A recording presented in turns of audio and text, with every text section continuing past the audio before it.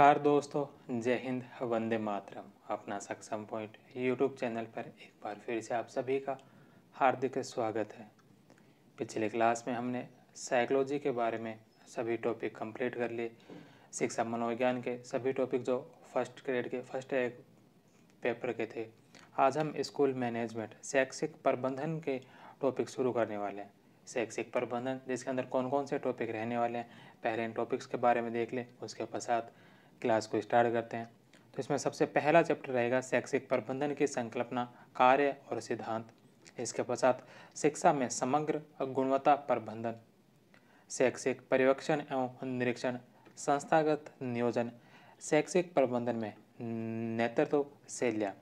इसके साथ ही इसी के दूसरे भाग में दे रखा है शैक्षिक परिदृश्य। शैक्षिक परिदृश्य के अंदर हम पढ़ेंगे राजस्थान में प्रारंभिक एवं माध्यमिक शिक्षा के संगठन और कार्य, SCERT माध्यमिक शिक्षा बोर्ड, उच्च अध्ययन शिक्षा संस्थान, जिला शिक्षा एवं प्रशिक्षण संस्थान, Rajasthan state open school, Rajasthan राज्य पुस्तक पाठ्य पुस्तक मंडल, SIQE, दीक्षा राइज, इस्माइल, शिक्षा दर्शन, शिक्षा वाणी, समग्र शिक्षा अभियान।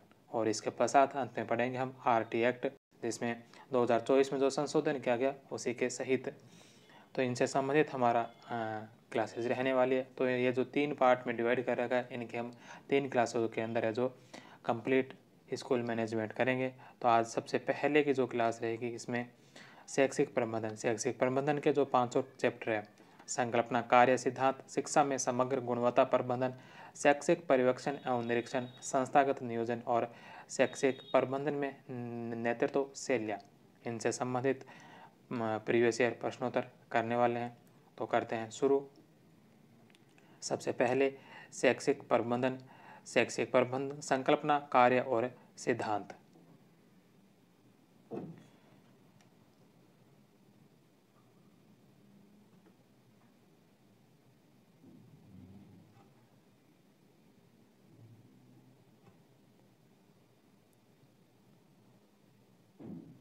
सबसे पहला प्रश्न है कि नीचे प्रबंधन के सिद्धांत दिए गए। नीचे प्रबंधन के सिद्धांत दिए गए।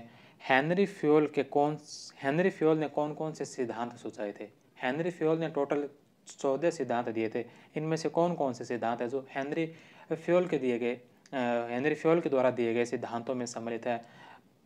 पारिश्रमिक, श्रम का विभाजन, नियंत्रण का विस्तार, अनुशासन और आदेश की एकता। इनमें से कौन कौन से जो हेनरी फ्योल के सिद्धांतों में सम्मिलित है? तो इसमें पारिश्रमिक है, श्रम का विभाजन है, अनुशासन है और आदेश की एकता है। नियंत्रण का विस्तार है जो हेनरी फ्योल के इन 14 सिद्धांतों के अंदर सम्मिलित नहीं है। तो इसमें 1, 2, 4 और 5, 1 नंबर ऑप्शन। आधुनिक प्रबंधन के जन्मदाता हेनरी फ्योल 1841 से 1925 ईस्वी की रचना जनरल एंड इंडस्ट्रियल एडमिनिस्ट्रेशन, सामान्य और औद्योगिक प्रशासन, सामान्य और औद्योगिक प्रशासन अपने क्षेत्र में प्राचीन एवं शास्त्रीय रचना हेनरी फ्योल ने संगठन के निम्नलिखित 14 सिद्धांतों का उल्लेख किया है, जिसमें कार्य विभाजन है, प्राधिकार है, अनुशासन है, आदेश की एकता, निर्देश की एकता, व्यक्तिगत हित की तुलना में सामान्य हित को प्राथमिकता, पारिश्रमिक, केंद्रीकरण एवं विकेंद्रीकरण, पद सोपानाक्रम, व्यवस्था, सुनीति, स्थिर कार्यकाल, पहल और मनोबल। तो ये हेनरी फ्योल के द्वारा बताए गए 14 सिद्धांत है। अगला प्रश्न है कि हेनरी फ्योल ने संगठन के कितने सिद्धांतों का प्रतिपादन किया? तो 14 सिद्धांत, 3 नंबर ऑप्शन। नेक्स्ट क्वेश्चन है कि शैक्षिक प्रबंधन एवं प्रशासन के लिए लूथर गुलिक द्वारा प्रदत्त पोस्ट कॉर्ब POSDCORB में अक्षर डी का क्या अर्थ है? इसमें डी अक्षर का क्या अर्थ है? तो इसके अंदर जो दे रखे हैं टोटल 7 अक्षर, हालांकि इसमें 8 है, लेकिन CO का कोऑर्डिनेशन होगा, P से प्लानिंग होगा, O से इसमें ऑर्गेनाइज होगा, S का तात्पर्य स्टाफिंग यानी कि कर्मचारियों को रखना, D से इसमें डायरेक्टिंग, D के पश्चात CO से होगा कोऑर्डिनेशन, समन्वय करना, इसके पश्चात R से रिपोर्टिंग और B से जो बजटिंग। तो इसमें D का अर्थ पूछा है, तो D का जो इसमें अर्थ होगा वो होगा डायरेक्टिंग। डायरेक्टिंग या फिर निर्देशन करना, 3 नंबर ऑप्शन।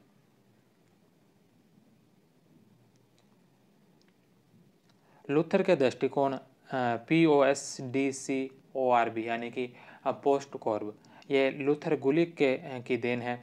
लोक प्रशासन के कार्य क्षेत्र के संबंध में लूथर गुलिक ने जिस मत को प्रतिपादित किया उसे पोस्ट कॉर्ब कहा जाता है। गुलिक मानते थे कि प्रशासन 7 तत्वों से बना है। उन्होंने इन तत्वों को एक प्रथमाक्षरी नाम पोस्ट कॉर्ब में जोड़ा है। लूथर गुलिक प्रशासन के इन 7 तत्वों या मुख्य कार्यपालिका के कार्यों की निम्न व्याख्या करते हैं। P से प्लानिंग यानी योजना, O से ऑर्गेनाइजिंग संगठन करना, S से स्टाफिंग कर्मचारियों को रखना, D से डायरेक्टिंग निर्देशित करना, CO से कोऑर्डिनेशन समन्वय करना, R से रिपोर्टिंग सूचना देना और B से बजटिंग बजट बनाना। उल्लेखनीय है कि आर लूथर गुलिक ने प्रबंधन के 7 कार्य बताए जिनको POCADSC नाम से भी संबोधित किया गया है। नेक्स्ट क्वेश्चन है कि प्रबंधन का पोस्ट कॉर्ब सूत्र निम्नलिखित में से किसने दिया। प्रबंधन का पोस्ट कॉर्ब सिद्धांत है जो यह सूत्र जो किसके द्वारा दिया गया, तो लूथर गुलिक और ओरविरिक ने, 2 नंबर ऑप्शन।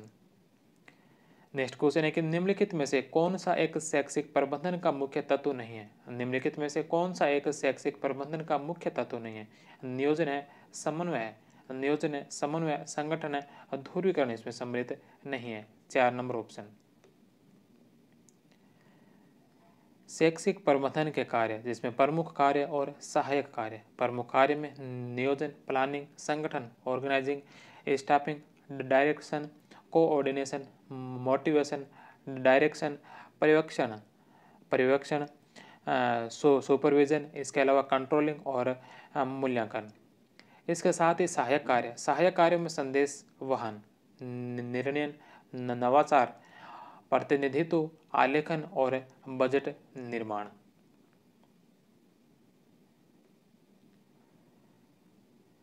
नेक्स्ट क्वेश्चन है कि शैक्षिक प्रबंधन के कार्यों में सम्मिलित है। शैक्षिक प्रबंधन के कार्यों में कौन कौन से सम्मिलित है, तो शैक्षिक प्रबंधन के कार्यों में बजट निर्माण करना, आलेखन, निर्णय और नियंत्रण, ये चारों ही कार्य जो शैक्षिक प्रबंधन के कार्यों में सम्मिलित है, 2 नंबर ऑप्शन।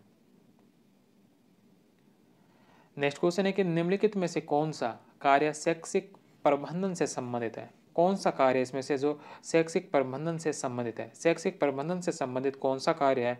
पहला विद्यालय संगठन, दूसरा गतिविधियों की योजना और तीसरा प्रणाली नियंत्रण। तो इसमें से कौन सा कार्य जो शैक्षिक प्रबंधन से संबंधित है। विद्यालय संगठन, गतिविधियों की योजना और प्रणाली नियंत्रण, तीनों ही कार्य, 4 नंबर ऑप्शन। नेक्स्ट क्वेश्चन है कि निम्नलिखित में से कौन सी एक प्रबंधन की कृति नहीं है। प्रबंधन की कृति इसमें से कौन सी नहीं है।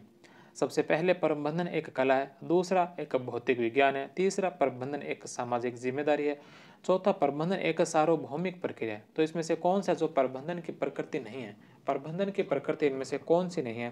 तो इसमें सबसे पहले प्रबंधन एक कला है, तो प्रबंधन एक कला है, यह बात सही है। दूसरा प्रबंधन एक भौतिक विज्ञान है, प्रबंधन भौतिक विज्ञान है, प्रबंधन एक विज्ञान है, प्रबंधन एक विज्ञान है लेकिन भौतिक विज्ञान नहीं है, 2 नंबर ऑप्शन इसका गलत होगा। प्रबंधन एक सामाजिक जिम्मेदारी है और प्रबंधन एक सार्वभौमिक प्रक्रिया है। तो 1, 3 और 4 सही है, 2 नंबर इसमें गलत होगा। प्रबंधन की प्रकृति की विशेषताएं।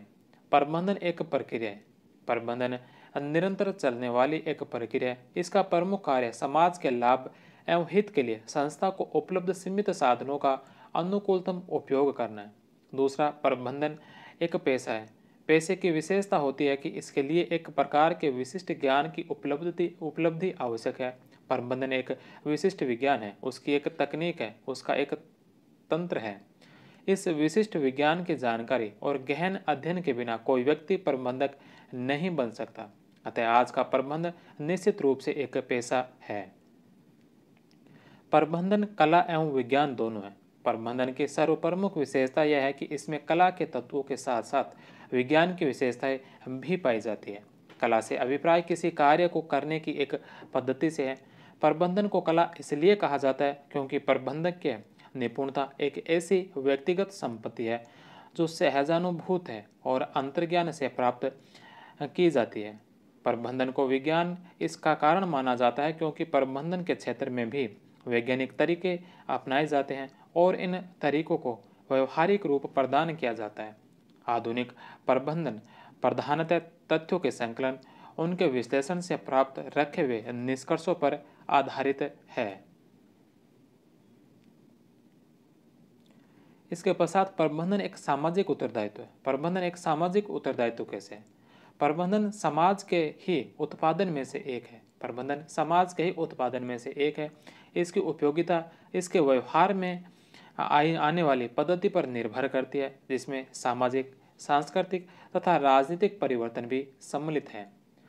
प्रबंधक को सदैव यह ध्यान रखना चाहिए कि प्रबंधन या वह समाज के लिए उपयोगी हो या समाज उन्हें उचित मूल्य खरीद सके। प्रबंधक को सदैव यह ध्यान रखना चाहिए कि प्रबंधन या वह समाज के लिए उपयोगी हो तथा समाज उन्हें उचित मूल्य पर खरीद सके। इसके अलावा प्रबंधन अधिकार की एक पद्धति है। प्रबंधन अधिकार की एक पद्धति है। प्रबंधकीय कार्यों की निष्पत्ति के लिए अधिकार आधारभूत माने जाते हैं। अधिकार में आदेश देने का अधिकार और आदेशों की पालना कराने के लिए शक्ति, दोनों ही तत्व निहित होते हैं। इसके अलावा एक प्रबंधन यह एक सार्वभौमिक प्रक्रिया है। सार्वभौमिक प्रक्रिया कैसे? यह एक सार्वभौमिक प्रक्रिया है।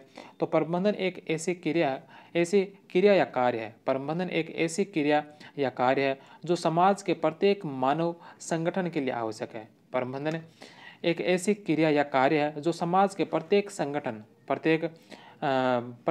मानव संगठन के लिए आवश्यक है, चाहे वह व्यावसायिक या आर्थिक हो या गैर आर्थिक। इसके अलावा प्रबंधन पूर्व निर्धारित उद्देश्यों की प्राप्ति।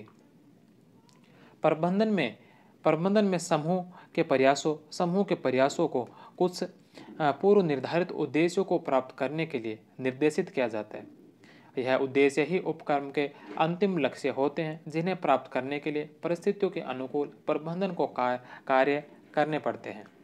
इसके अलावा अगली प्रबंधन की जो प्रकृति मुख्यतः यह प्रबंधन सभी स्तरों पर आवश्यक है। प्रबंधन जो सभी स्तरों पर आवश्यक है। प्रबंध संगठन के सभी स्तरों पर लागू होता है। निम्नतम स्तर पर कार्य करने वाले अधीक्षक या पर्यवेक्षक को भी सर्वोच्च अधिकारी या प्रबंधन के सदस्य ही निर्णय के संबंध में कार्य का निष्पादन करना पड़ता है। तो ये थी प्रबंधन के प्रकृति की कुछ प्रमुख विशेषता। अगला प्रश्न है कि विद्यालय प्रबंधन का प्रजातांत्रिक सिद्धांत है। विद्यालय प्रबंधन का प्रजातांत्रिक सिद्धांत कौन सा है? विद्यालय प्रबंधन का प्रजातांत्रिक सिद्धांत कौन सा है? तो एक तंत्र निर्णय करना, एक तंत्र निर्णय नहीं, व्यक्तिगत कार्य करना भी नहीं, सहभागी उत्तरदायित्व। विद्यालय प्रबंधन का प्रजातांत्रिक सिद्धांत है कि सहभागी उत्तरदायित्व होना चाहिए। प्रजातांत्रिक प्रबंधन सिद्धांत के अंतर्गत जनतांत्रिक मूल्यों, जिसमें स्वतंत्र अभिव्यक्ति, सहयोग, सहभागी उत्तरदायित्व, न्याय व समता जैसे मूल्यों को ध्यान में रखकर प्रबंध किया जाता है। अगला प्रश्न है कि शिक्षण का सत्तावादी स्तर केंद्रित है। शिक्षण का सत्तावादी स्तर केंद्रित है। सत्तावादी स्तर कहाँ केंद्रित है? शिक्षक जिसमें केंद्रित है, यह शिक्षक केंद्रित होता है। शिक्षक केंद्रित कक्षा में शिक्षक निर्देश देते हैं और बच्चे जिसे सुनते हैं। कक्षा में बच्चों की भागीदारी कम होती है। शिक्षक का नियंत्रण कक्षा पर होता है, अतः इसे शिक्षण का सत्तावादी केंद्रित स्तर कहा जाता है।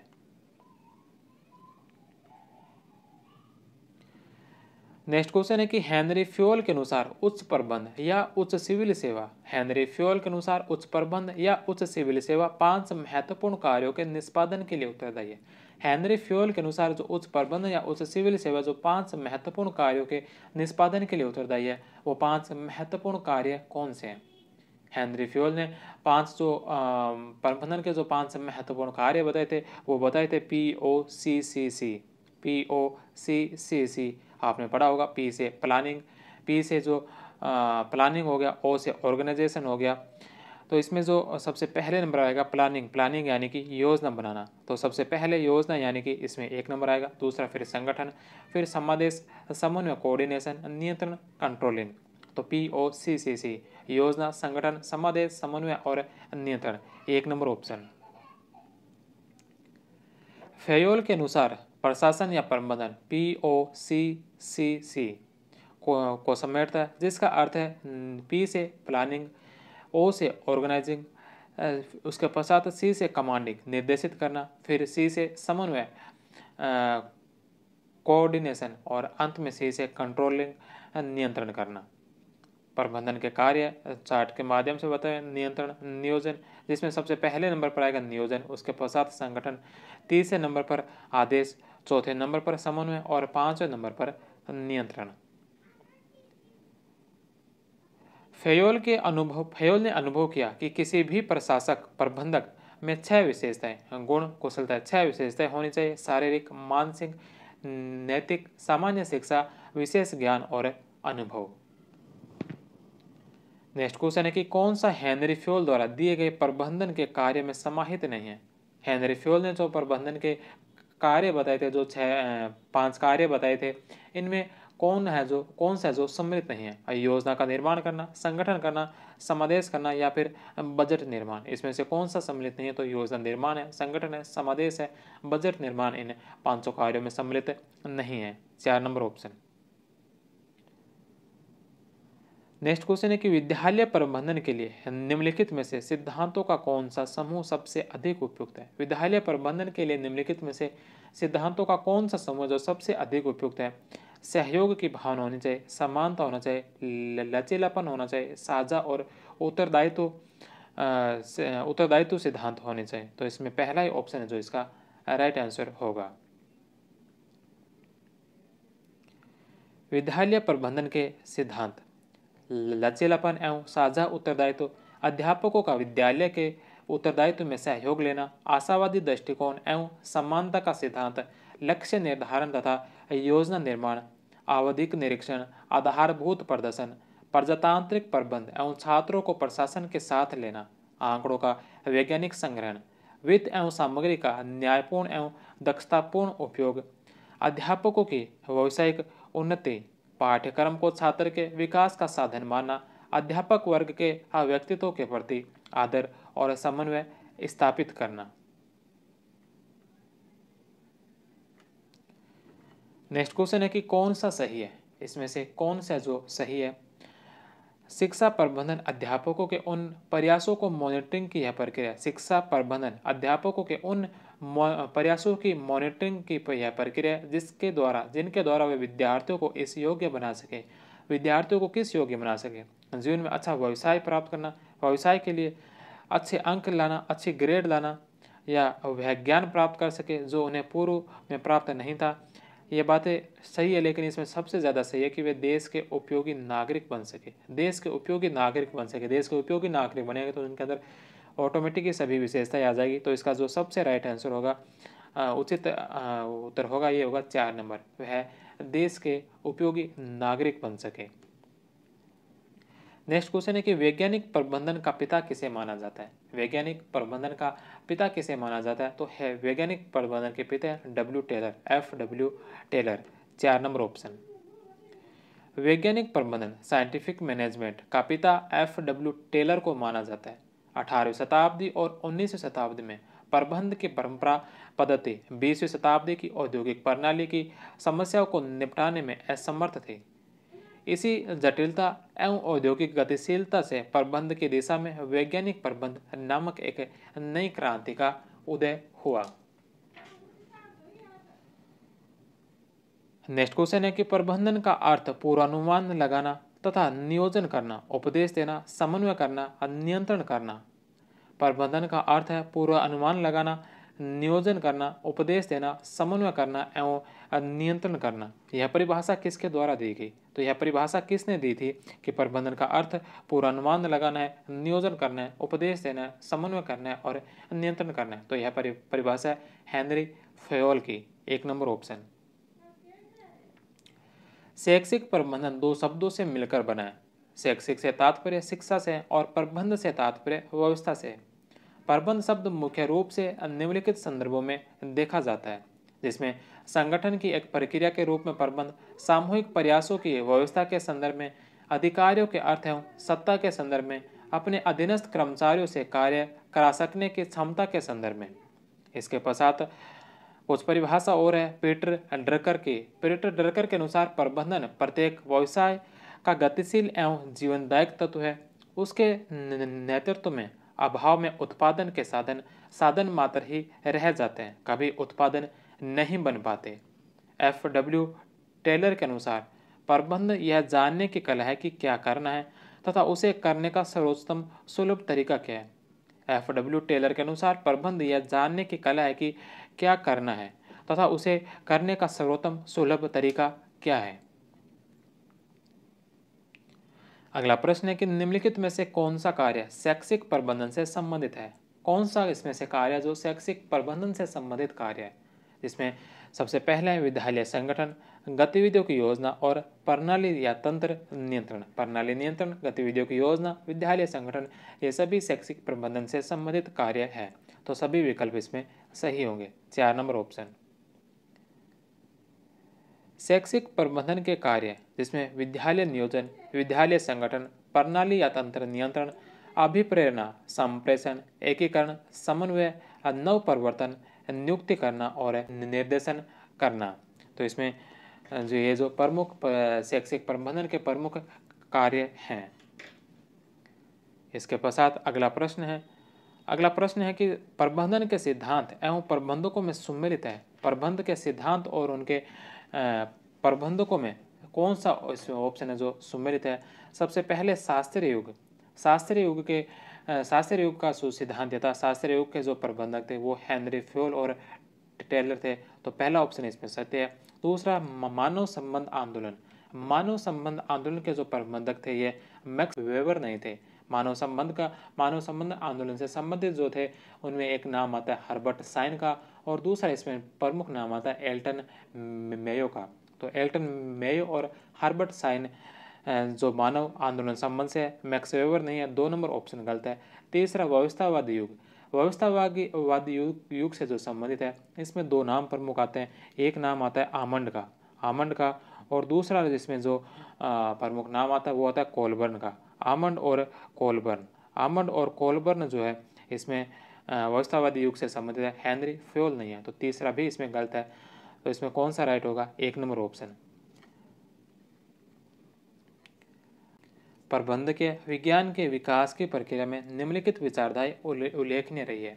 उन्हें 3 कालों या युगों में विभाजित किया जा सकता है। सबसे पहले परंपरावादी या जिसे शास्त्रीय युग कहा जाता है, क्लासिकल एज। परंपरागत युग में प्रशासनिक संगठन के आंतरिक स्वरूप पर ध्यान दिया गया तथा उन्हें संरचनात्मक नियमों का विकास किया गया। इस युग की संगठनात्मक विचारधारा को परंपरागत शास्त्रीय इंजीनियरी अथवा सोपानबद्ध सिद्धांत कहा जाता है। इसकी नींव में टेलर का वैज्ञानिक प्रबंधवाद तथा मैक्स वेबर का नौकरशाही मॉडल देखा जाता है। कतिपय आदर्शों या मानकों को यथार्थ वास्तविकता अथवा आधारभूत सत्य मानने के कारण इस परिप्रेक्ष्य को आदर्शात्मक, वर्णनात्मक अथवा निर्देशात्मक भी कहा जाता है।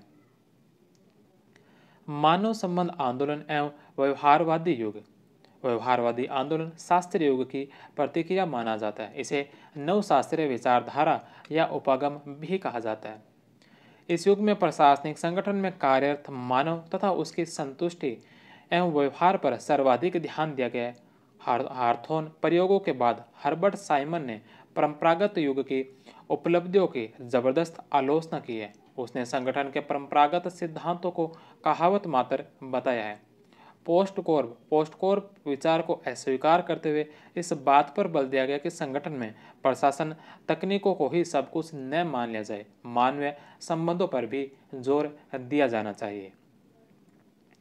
इसके पश्चात आता है आधुनिक अथवा व्यवस्थावादी युग, जिसमें आधुनिक युग में प्रशासनिक संगठन सिद्धांत सामान्य व्यवस्था उपागम की मान्यताओं को अपनाकर आधुनिक युग का संगठन सिद्धांत 3 परिप्रेक्ष्यों को लेकर चल रहा है, जिसमें व्यवस्था सिद्धांत, संरचनात्मक प्रक्रियात्मक सिद्धांत और पारिस्थितिकीय उपागम। संरचनात्मक प्रक्रियावाद को आमंड और कोलमैन आदि ने अपनाया। पारिस्थितिकीय उपागम का प्रमुख प्रतिपादक रिगस था। अगला प्रश्न है कि कौन सी एक वैज्ञानिक प्रबंधन सिद्धांत की मुख्य विशेषता नहीं है। वैज्ञानिक प्रबंधन सिद्धांत की इसमें से कौन से जो मुख्य विशेषता नहीं है। इसमें 4 विशेषता दे रखी है। कार्य पद्धति का मानकीकरण, मानव तत्व पर जोर, कामगारों का वैज्ञानिक चयन एवं प्रशिक्षण और प्रबंधकों एवं कामगारों में सहयोग। वैज्ञानिक प्रबंधन सिद्धांत की कौन सी विशेषता नहीं है, तो कार्य पद्धति का मानकीकरण। कार्य पद्धति का मानकीकरण सही है। मानव तत्व पर जोर, वैज्ञानिक प्रबंधन जो मानव तत्व पर नहीं बल्कि संसाधनों पर जोर की बात करता है, संसाधनों पर जो जोर की बात करता है, मानव तत्वों पर नहीं, मानव तत्वों पर जो जोर की बात करता है यह मानववादी युग के अंदर की गई थी। मानववादी युग या फिर जिसे व्यवहारवादी युग कहा गया था, उसके अंदर मानव तत्वों पर जोर देने की बात कही गई है। तो इसमें 2 नंबर ऑप्शन इसका गलत होगा। तीसरा कि कामगारों का वैज्ञानिक चयन एवं प्रशिक्षण, कामगारों का वैज्ञानिक चयन और प्रशिक्षण यह भी सही है। और प्रबंधकों एवं कामगारों में सहयोग, 4 नंबर ऑप्शन भी इसका सत्य होगा। तो 2 नंबर इसका गलत होगा। इसके पश्चात अब इसका दूसरा चैप्टर हम देखते हैं, TQM, total quality management in education, शिक्षा में समग्र गुणवत्ता प्रबंधन। तो TQM से संबंधित कुछ प्रश्नोत्तर करते हैं, जिसमें सबसे पहला कि कुल गुणवत्ता प्रबंधन TQM अवधारणा का विकास सर्वप्रथम किसने दिया। TQM अवधारणा का विकास सर्वप्रथम किसने दिया था। डेमिंग ने। 2 नंबर ऑप्शन। TQM की अवधारणा का विकास 1950 के दशक में अमेरिकन विद्वान W. एडवर्ड्स डेमिंग के द्वारा दिया गया, परंतु TQM पहली बार प्रभावी प्रयोग जापान के द्वारा द्वितीय विश्व युद्ध में नष्ट हुई। अपनी अर्थव्यवस्था को पुनः पटरी पर लाने हेतु किया गया था। जापान की सफलता से प्रभावित होकर विश्व के कई देशों ने TQM को अपनाना प्रारंभ किया और शीघ्र ही यह वैश्विक स्तर पर प्रसिद्ध हो गया। शैक्षिक क्षेत्र में TQM की अवधारणा में न केवल उच्च शैक्षिक गुणवत्ता को प्राप्त करना सम्मिलित है, बल्कि शैक्षिक प्रक्रिया के सभी घटकों यथा संस्थान प्रबंधन, अंतर्व्यक्तिक संबंध, सामग्री एवं मानवीय संसाधन आदि को प्रभावित करना भी इसमें सम्मिलित है। डेमिंग ने 1979 में संपूर्ण गुणवत्ता प्रबंधन के विषय में निम्न विशेषताएं बताई है। डेमिंग ने 1979 में संपूर्ण गुणवत्ता प्रबंधन के विषय में निम्न विशेषताएं बताई है। कौन कौन सी विशेषताएं बताई। उत्पाद एवं सेवा में सुधार करके प्रतियोगी बनकर बाजार में टिके रहना एवं कर्मचारियों को रोजगार प्रदान करने के लक्ष्य को पूरा करना। गुणवत्ता प्राप्त करने के लिए स्वयं पर निर्भर रहे, न कि सामूहिक निरीक्षण पर। लागत में कमी के लिए उत्पादन एवं सेवा प्रणाली को लगातार सुधारते हुए गुणवत्ता तथा उत्पादकता में सुधार किया जाए। नवीन दर्शन को ग्रहण करते हुए कार्यरत स्टाफ के लिए प्रशिक्षण प्रदान करें। भय की भावना बाहर निकालकर स्टाफ से प्रभावी ढंग से कार्य करवाए। विभागों में आने वाली बाधा को दूर किया जाए। बिना पर्याप्त श्रम शक्ति के बेहतर तौर तरीकों की सुविधाएं देते हुए उत्पादन के नए स्तर प्राप्त करने के नारे उद्बोधन तथा लक्ष्य देना ठीक नहीं है। लक्ष्य प्राप्त करने के लिए पर्याप्त श्रम शक्ति और बेहतर सुविधाएं होनी चाहिए।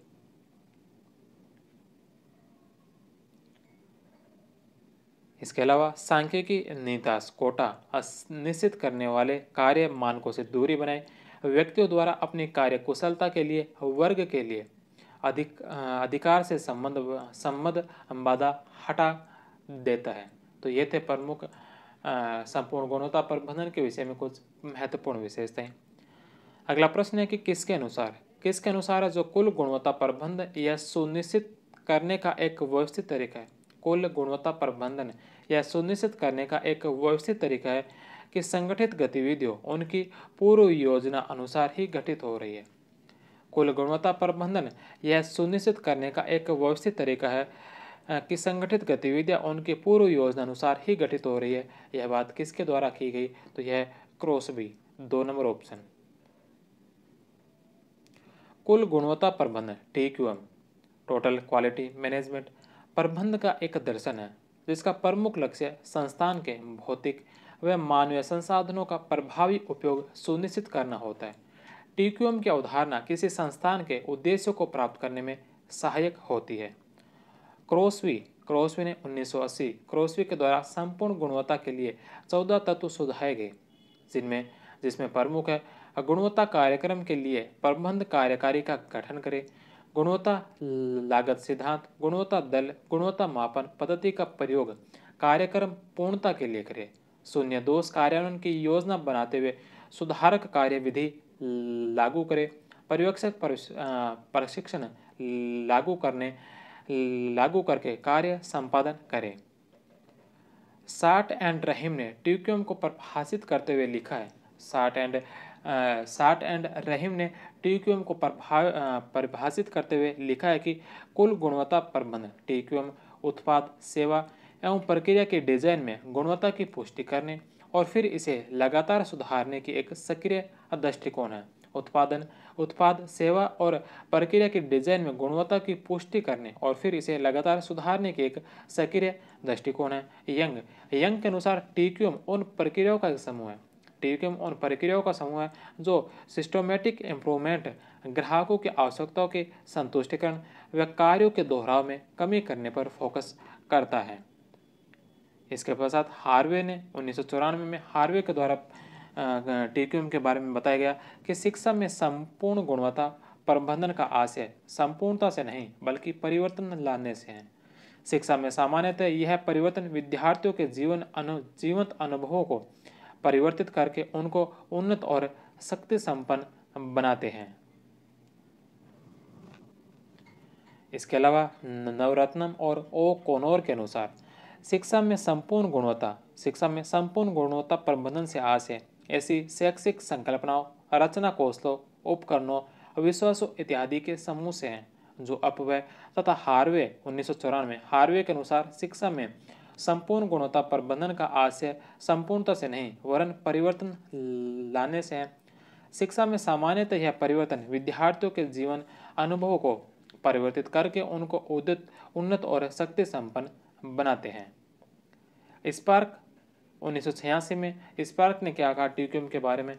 स्पार्क ने कहा कि शिक्षा में संपूर्ण गुणवत्ता प्रबंधन उद्देश्यपूर्ण, उचित, सार्थक, अधिगम लक्ष्यों को विशेषीकृत करने और विद्यार्थियों द्वारा उन्हें पाने हेतु शक्ति संपन्न बनाना है।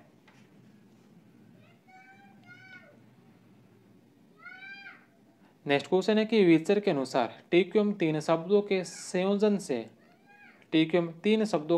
संयोजन से बना है, जिसमें क्यू का क्या अर्थ है? तो इसमें क्यू का क्या अर्थ बताया? तो इसके अंदर जो बताया T का अर्थ टोटल, क्यू का क्वालिटी और M का है जो मैनेजमेंट, टोटल क्वालिटी मैनेजमेंट। तो क्यू का अर्थ इसमें होगा क्वालिटी।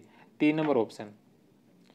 TQM के 3 शब्द संयोजन, जिसमें सबसे पहले नंबर पर है T से टोटल यानी कुल, Q से क्वालिटी यानी गुणवत्ता और M से मैनेजमेंट यानी प्रबंधन। कुल, गुणवत्ता, प्रबंधन, टोटल, क्वालिटी, मैनेजमेंट। टोटल या कुल, जिसका आशय इसमें संस्थान का प्रत्येक घटक ग्राहक एवं आपूर्तिकर्ता सहित सम्मिलित है। क्वालिटी यानी गुणवत्ता, इसका आशय है कि कस्टमर की सभी आवश्यकताएं पूर्ण रूप से उच्च गुणवत्तापूर्ण तरीके से पूरी की जाए। और तीसरा मैनेजमेंट, प्रबंधन, जो यह इंडिकेट करता है कि वरिष्ठ अधिकारी, सीनियर एग्जीक्यूटिव संस्थान के प्रति समर्पित है एवं अपने कर्तव्यों के प्रति प्रतिबद्ध है। सामान्य रूप से TQM शैक्षिक संस्थानों में प्रशासन एवं प्रबंधन तथा कार्य की गुणवत्ता को बेहतर बनाता है। नेक्स्ट क्वेश्चन है कि TQM के प्रमुख सिद्धांत कौन से हैं? TQM के प्रमुख सिद्धांत कौन से हैं? TQM के प्रमुख सिद्धांत ग्राहक पर फोकस रखना, सहभागिता एवं टीम वर्क, निरंतर सुधार एवं सीखने की प्रवृत्ति। ग्राहक पर फोकस, सहभागिता एवं टीम वर्क, निरंतर सुधार एवं सीखने की प्रवृत्ति। तो उपयुक्त सभी 4 नंबर ऑप्शन। TQM के सिद्धांत, प्रिंसिपल्स ऑफ TQM। TQM के नेतृत्व, सम्मान, सत्यनिष्ठा, विश्वास, ईमानदारी, प्रतिबद्धता, ग्राहक संतुष्टि, खुलापन एवं उच्च नैतिकता, स्पष्ट दूरदृष्टि आदि नरम अवधारणाएं पर विश्वास करता है। विभिन्न विद्वानों ने TQM के 3 प्रमुख सिद्धांत बताए। कौन सा? ग्राहकों पर फोकस, सहभागिता एवं टीम वर्क और निरंतर सुधार एवं सीखने की प्रवृत्ति। ग्राहकों पर फोकस, सहभागिता एवं टीम वर्क और निरंतर सुधार एवं सीखने की प्रवृत्ति। नेक्स्ट क्वेश्चन है कि शिक्षा में ट्यूक्यूम संकेतक तत्वों में सम्मिलित नहीं है। शिक्षा में ट्यूक्यूम के संकेतक तत्वों में सम्मिलित नहीं है। क्या इसमें सम्मिलित नहीं है? शिक्षा में ट्यूक्यूम के संकेतकों में कौन सा सम्मिलित नहीं है? पाठ्यचर्या संबंधी पहलू इसमें सम्मिलित है। शोध, परामर्श और प्रसार इसमें सम्मिलित है। शिक्षण, अधिगम एवं मूल्यांकन भी इसमें सम्मिलित है। पहचान एवं संप्रेषण इसके अंदर सम्मिलित नहीं है। तो 4 नंबर ऑप्शन। टीक्यूएम की सफलता इसके 8 संगठकों तत्वों पर निर्भर है। ये 8 तत्व कौन से हैं? नैतिकता, सत्यनिष्ठा, विश्वास, शिक्षा, टीम वर्क, नेतृत्व, पहचान एवं संप्रेषण। शिक्षा में टीक्यूएम के संकेतक तत्व कौन से हैं? शिक्षा में गुणवत्ता संकेतक प्रणाली, विद्यालयों एवं अन्य शिक्षण संस्थाओं को उनकी स्वयं की गतिविधियों के महत्वपूर्ण क्षेत्रों को एवं उनकी स्वयं की एडवांटेज एंड डिसएडवांटेज तथा विकास के अवसरों को इंगित करने में मदद करते हैं। टीक्यूएम के ये निर्देशक तत्व निम्न 7 वर्गों में विभक्त किए गए हैं। 7 वर्ग कौन कौन से? पाठ्यचर्या संबंधी पहलू, दूसरा है शिक्षण, अधिगम एवं मूल्यांकन, तीसरा शोध, परामर्श और प्रसार, चौथा आधारभूत ढांचा एवं अधिगम सुविधाएं, पांचवा विद्यार्थी समर्थन एवं प्रगति, छठा प्रशासन, संचालन एवं नेतृत्व और सातवां नवाचारी प्रैक्टिसेज। तो इसमें ये सात जो इसमें प्रमुख जो टीक्यूएम के निर्देशन से संबंधित 7 प्रमुख तत्वों में या 7 प्रमुख वर्गों के अंदर इसे विभाजित किया गया था। अगला प्रश्न है कि गुणवत्ता त्रयी अवधारणा किसकी देन है? गुणवत्ता त्रयी अवधारणा किसकी देन है? जुरान की। 1 नंबर ऑप्शन। जुरान 1988 में गुणवत्ता त्रयी अवधारणा दी, जिसमें गुणवत्ता योजना, गुणवत्ता प्रगति, क्वालिटी इंप्रूवमेंट और गुणवत्ता नियंत्रण, क्वालिटी कंट्रोल। जॉन जे बोस्टेंगल 2002। जॉन जे बोस्टेंगल के अनुसार शिक्षा में संपूर्ण गुणवत्ता प्रबंधन के 4 प्रमुख अंग होते हैं। 4 प्रमुख अंग कौन सा? पहला संबंध विद्यार्थी संस्था और आवश्यकताओं से संबंध, दूसरा सतत सुधार और स्वमूल्यांकन, सुधार कार्यक्रम, स्वप्रेक्षण, निष्पक्ष एवं स्वमूल्यांकन। तीसरा जो इसका प्रमुख अंग है वो है गुणात्मक व्यवस्था, जिसमें नवाचार युक्त, समयानुकूल, पारस्परिक और आवश्यकता अनुसार, और चौथा इसमें संपूर्ण गुणवत्ता प्रबंधन का नेतृत्व। संपूर्ण गुणवत्ता प्रबंधन का नेतृत्व मजबूत, वैध और विश्वसनीय होता है। इसके पश्चात तीसरा चैप्टर शैक्षिक पर्यवेक्षण एवं निरीक्षण। शैक्षिक पर्यवेक्षण और निरीक्षण से संबंधित पहला प्रश्न है कि पर्यवेक्षण जो इस व्यवस्था पर आधारित होता है, जैसे मैंने उससे ऐसा करने को कहा। पर्यवेक्षण इस व्यवस्था पर आधारित होता है, जैसे मैंने उसे ऐसा करने को कहा, वह क्या है? तो यह निरंकुश पर्यवेक्षण। 2 नंबर ऑप्शन। निरंकुश पर्यवेक्षण परंपरागत दर्शन पर आधारित है। यह अपने अधीनस्थों से पूर्ण आज्ञाकारिता चाहता है। इसे सत्तावादी पर्यवेक्षण के नाम से भी जाना जाता है। नेक्स्ट क्वेश्चन है कि प्रशासन का वह कार्य जो शैक्षिक कार्यक्रमों की देखरेख एवं सुधार से संबंधित है। प्रशासन का वह कार्य जो शैक्षिक कार्यक्रमों की देखरेख एवं सुधार से संबंधित है, कौन सा? पर्यवेक्षण। 1 नंबर ऑप्शन। शैक्षिक पर्यवेक्षण से हमारा तात्पर्य एक ऐसे सुनियोजित कार्यक्रम से जिसका प्रमुख उद्देश्य शिक्षण प्रक्रिया में उन्नति एवं प्रभावशीलता लाना है। फ्रोसेत जाम के अनुसार उत्तम शिक्षा पर्यवेक्षण व्यक्तिगत तथा सामान्य समस्याओं के समाधान हेतु व्यक्तियों की ऊर्जा को रचनात्मक विधियों में संलग्न करने की प्रक्रिया है। मलया के शब्दों में शिक्षा पर्यवेक्षण वह प्राविधिक सेवा है जो शिक्षकों की अपनी व्यावसायिक कुशलता वृद्धि के लिए उचित व्यावसायिक नेतृत्व तथा सहयोग प्रदान करती है। शिक्षण स्तर को उच्च बनाने हेतु उन्हें पाठ्यक्रम सुधार से परिचित कराती है एवं अपने छात्रों को और अच्छी तरह समझने, शिक्षण सामग्री निर्माण करने, शिक्षण विधियों का विकास करने, उचित मूल्यांकन विधियों का उपयोग करने आदि के कौशल विकास में सहायक होती है। इस दृष्टि से शिक्षा पर्यवेक्षण एक लोकतंत्रीय तथा सहयोगी प्रक्रिया है, जिसमें शिक्षण स्तर को उच्च बनाने हेतु शिक्षक, पर्यवेक्षक तथा बालक सभी हिल मिलकर कार्य करते हैं। निम्नलिखित में से कौन सी शैक्षिक पर्यवेक्षण की विशेषता नहीं है? निम्नलिखित में से कौन सी जो शैक्षिक पर्यवेक्षण की विशेषता नहीं है? मैत्रीपूर्ण और प्रजातांत्रिक होना चाहिए, औपचारिक मात्र शिक्षण अधिगम प्रक्रिया में सुधार लाना, या संपूर्ण शैक्षिक संरचना का विकास। तो इसमें से कौन से जो शैक्षिक पर्यवेक्षण की विशेषता नहीं है? मैत्रीपूर्ण और प्रजातांत्रिक होना चाहिए, शिक्षण अधिगम प्रक्रिया में सुधार लाना इसका मुख्य उद्देश्य होना चाहिए, संपूर्ण शैक्षिक संरचना का विकास करना चाहिए, औपचारिक मात्र औपचारिक इसका औपचारिकता नहीं होनी चाहिए। 2 नंबर ऑप्शन इसका गलत है। शैक्षिक पर्यवेक्षण की विशेषताएं, जिसमें सबसे पहले है सहयोग की भावना पर आधारित। सहयोग की भावना पर आधारित होना चाहिए, सहयोग की भावना पर आधारित। प्रधानाध्यापक अन्य अध्यापक एवं प्रधानाध्यापक अन्य अध्यापक एवं अन्य पर्यवेक्षक एक साथ मिलकर विभिन्न समस्याओं का निराकरण करते हैं, जिससे व्यक्तियों में आत्मविश्वास की वृद्धि होती है। वैज्ञानिक विधि का प्रयोग, यह विधि विश्वसनीय एवं परीक्षित होती है। पर्यवेक्षण के कार्यक्रमों में समस्या का चयन, तथ्यों का संकलन एवं वर्गीकरण, व्याख्या एवं सामान्यकरण, परिकल्पना का निर्माण आदि वैज्ञानिक विधियों के सोपानों पर ज़्यादा जोर दिया जाता है। वस्तुनिष्ठ एवं प्रभावशाली, पर्यवेक्षण में वैज्ञानिक विधि को अपनाए जाने के कारण इसके कार्य में वस्तुनिष्ठता एवं विश्वसनीयता होती है। आधुनिक पर्यवेक्षण अपने अनेक विशिष्ट गुणों जैसे विचार, स्वतंत्रता, सहयोग आदि के कारण ज़्यादा प्रभावशाली होता है। प्रजातांत्रिक प्रणाली के अनुरूप आधुनिक पर्यवेक्षण के अंतर्गत व्यक्ति को समानता, स्वतंत्रता के अवसर प्रदान किए जाते हैं, क्योंकि इसमें प्रजातंत्र के मुख्य सिद्धांत स्वतंत्रता, समानता एवं भ्रातृत्व की भावना पर आधारित है।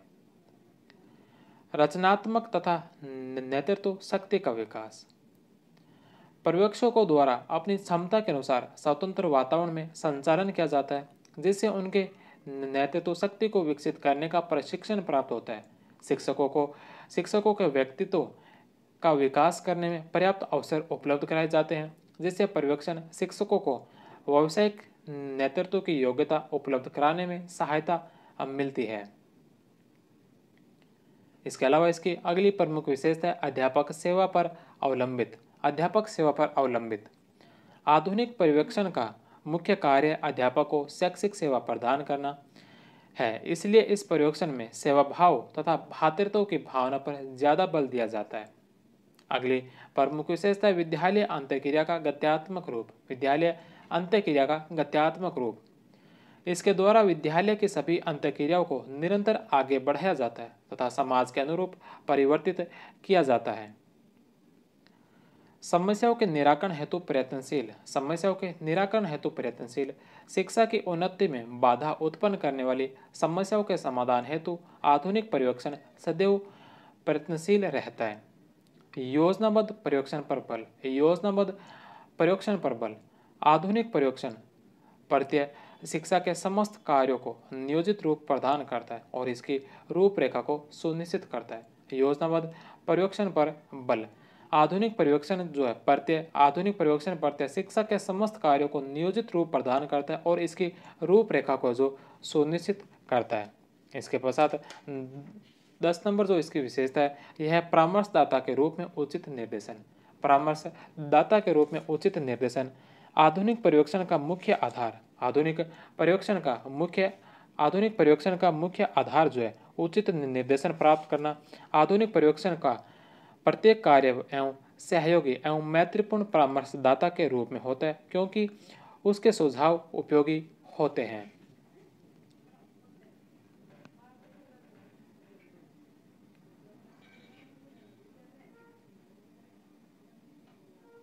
अगला प्रश्न है कि व्यक्तियों की संख्या के आधार पर शैक्षिक पर्यवेक्षण कितने प्रकार के होते हैं? व्यक्तियों की संख्या के आधार पर शैक्षिक पर्यवेक्षण है जो कितने प्रकार के होते हैं। शैक्षिक जो पर्यवेक्षण है वो मुख्यतः दो प्रकार के होते हैं, जिसमें एक तो होता है भूमिका या दृष्टिकोण के आधार पर और दूसरा होता है व्यक्तियों के आधार पर। तो इसमें हमसे पूछा है कि व्यक्तियों के आधार पर शैक्षिक पर्यवेक्षण कितने प्रकार का होता है। तो व्यक्तियों के आधार पर जो पुनः इसके प्रकार होते हैं वो दो प्रकार होते हैं, एक व्यक्तिक परीक्षण और दूसरा जो पैनल पर्यवेक्षण। तो दो प्रकार होंगे, व्यक्तिक और पैनल परीक्षण पर्यवेक्षण। शैक्षिक पर्यवेक्षण का प्रमुख उद्देश्य विद्यालय समस्याओं को दूर कर शैक्षिक लक्ष्यों की प्राप्ति करना होता है। शैक्षिक शब्दकोश में पर्यवेक्षण के लगभग 23 विभिन्न प्रकार तथा ब्रटकी के अनुसार पर्यवेक्षक के 6 प्रकार क्लिनिकल, निरीक्षणात्मक, नियंत्रणात्मक अथवा निरोधात्मक, सहयोगी, लोकतंत्र, वैज्ञानिक और रचनात्मक होते हैं। शैक्षिक पर्यवेक्षण के हम अगर दो प्रकारों की बात की, जिसमें पहले व्यक्तियों की संख्या के आधार पर, दूसरा भूमिका या दृष्टिकोण के आधार पर। व्यक्तियों की संख्या के आधार पर दो होता है, पहला व्यक्तिक पर्यवेक्षण जिसमें एक व्यक्ति होता है, दूसरा होता है पैनल पर्यवेक्षण जिसमें 2 से 4 पर्यवेक्षक होते हैं। भूमिका या दृष्टिकोण के जो आधार पर होता है, इसमें निरीक्षणात्मक पर्यवेक्षण है, नियंत्रणात्मक या निरोधात्मक पर्यवेक्षण होता है, सहयोगी या लोकतंत्र पर्यवेक्षण होता है, स्वतंत्र पर्यवेक्षण होता है, वैज्ञानिक पर्यवेक्षण होता है और रचनात्मक पर्यवेक्षण होता है। तो इसके ये प्रमुख 6 प्रकार होते हैं भूमिका या दृष्टिकोण के आधार पर। वही है जो व्यक्तियों की संख्या के आधार पर, जिसके 2 प्रकार होते हैं। नेक्स्ट क्वेश्चन है कि कौन सी एक शैक्षिक पर्यवेक्षण की प्रकृति नहीं है। कौन सी जो शैक्षिक पर्यवेक्षण की प्रकृति नहीं है। सबसे पहला, शैक्षिक पर्यवेक्षण एक कुशल नेतृत्व है। शैक्षिक पर्यवेक्षण एक भौतिक विज्ञान है। शैक्षिक पर्यवेक्षण एक सामूहिक प्रयास है। शैक्षिक पर्यवेक्षण एक गत्यात्मक प्रक्रिया है। तो इसमें से कौन सा जो शैक्षिक पर्यवेक्षण की प्रकृति नहीं है। शैक्षिक पर्यवेक्षण एक कुशल नेतृत्व देता है। भौतिक विज्ञान नहीं है, यह विज्ञान तो है, भौतिक विज्ञान नहीं है। तो इसलिए 2 नंबर ऑप्शन इसका गलत होगा। सामूहिक प्रयास है, गत्यात्मक प्रक्रिया है। तो इसमें 1, 3 और 4 सही है, 2 नंबर इसका गलत होगा। शैक्षिक पर्यवेक्षण की प्रकृति। शैक्षिक पर्यवेक्षण विकासोन्मुख होता है। शैक्षिक पर्यवेक्षण एक समग्र क्रिया है। शैक्षिक पर्यवेक्षण एक कुशल नेतृत्व है। शैक्षिक पर्यवेक्षण सामूहिक प्रयास है। शैक्षिक पर्यवेक्षण तकनीकी सेवा है। शैक्षिक पर्यवेक्षण वैज्ञानिक होता है। शैक्षिक पर्यवेक्षण रचनात्मक होता है। शैक्षिक पर्यवेक्षण गत्यात्मक होता है।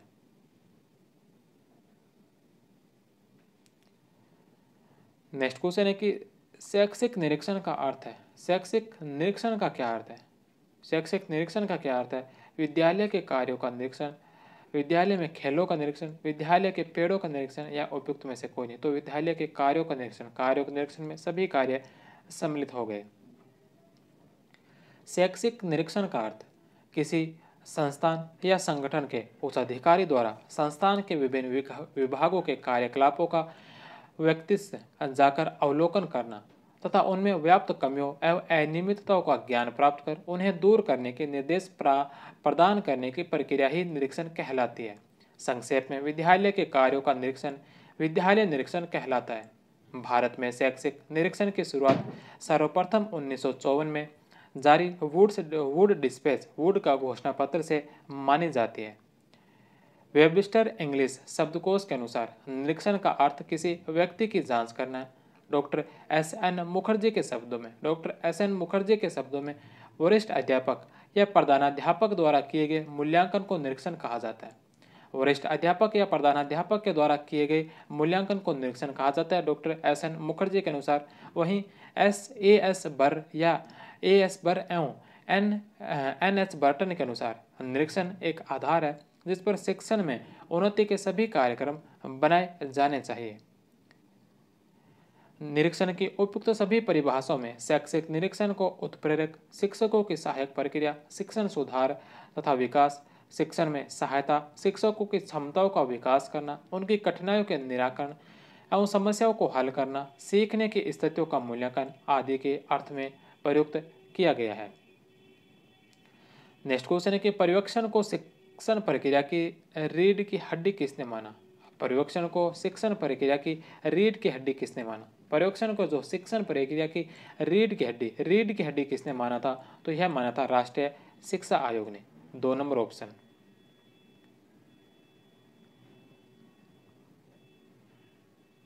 नेक्स्ट क्वेश्चन है कि प्रभावी निरीक्षण की बाधाएं या समस्याओं पर विचार कर सही उत्तर का चयन कीजिए। प्रभावी निरीक्षण की बाधाएं और समस्याओं में से कौन सा जो इसमें से सही है? सबसे पहला है कि निरीक्षकों में प्रभावशीलता की कमी है। निरीक्षकों में व्यवहारिक ज्ञान एवं अनुभव की कमी है। निरीक्षण की परंपरागत एवं निरंकुशतावादी धारणा में आस्था, शिक्षकों का पूर्वाग्रहों से ग्रसित होना, शिक्षकों का असहयोगात्मक व्यवहार। इसमें से कौन सा जो निरीक्षण की बाधाएं या फिर निरीक्षण की समस्याएं हैं? तो शिक्षकों में प्रभावशीलता की कमी, यह सही है। निरीक्षण में व्यवहारिक ज्ञान एवं अनुभव की कमी, निरीक्षण की परंपरागत एवं निरंकुशतावादी धारणा में आस्था, तो यह भी सही है। शिक्षकों का पूर्वाग्रहों से ग्रसित होना, शिक्षकों का असहयोगात्मक व्यवहार, तो ये सभी है जो निरीक्षण की बाधाएं या समस्याएं हैं। तो पांचों ऑप्शन इसके अंदर राइट होंगे, 2 नंबर ऑप्शन। नेक्स्ट क्वेश्चन है कि एक अच्छे निरीक्षक के गुणों में के बारे में विचार कर सही उत्तर का चयन कीजिए। एक अच्छे निरीक्षक के गुण, अच्छे निरीक्षक के अंदर कौन कौन से गुण समाहित होते हैं? पूर्व शैक्षणिक योग्यता होती है, व्यावसायिक प्रशिक्षण प्राप्त होता है, शिक्षण अनुभव उनमें होता है, निष्पक्ष होते हैं, संगठनात्मक योग्यता उनमें होती है, सामाजिकता एवं सृजनात्मकता उनके अंदर समाहित होती है।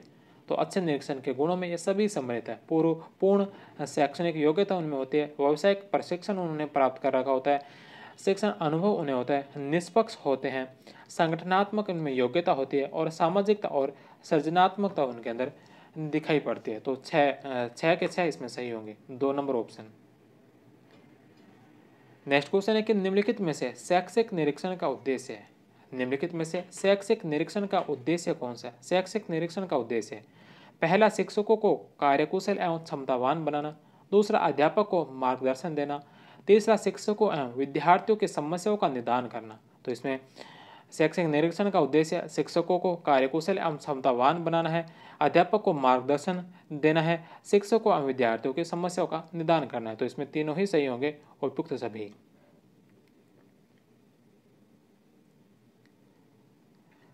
शैक्षिक या विद्यालय निरीक्षण के उद्देश्य है। शैक्षिक निरीक्षण के प्रमुख उद्देश्य निम्न है, जिसमें निरीक्षण का प्रमुख उद्देश्य शिक्षकों को कार्यकुशल एवं क्षमतावान बनाना है।